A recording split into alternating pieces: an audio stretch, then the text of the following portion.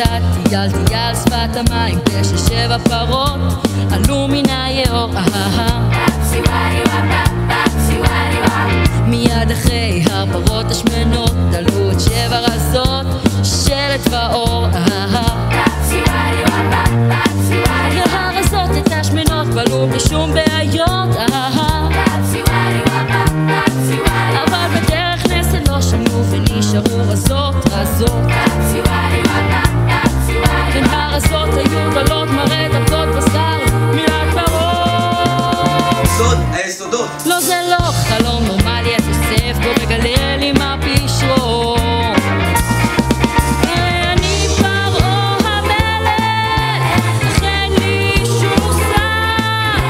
יוסף רחם על מלך, אתה מוכרח, אני כל כך מודעת.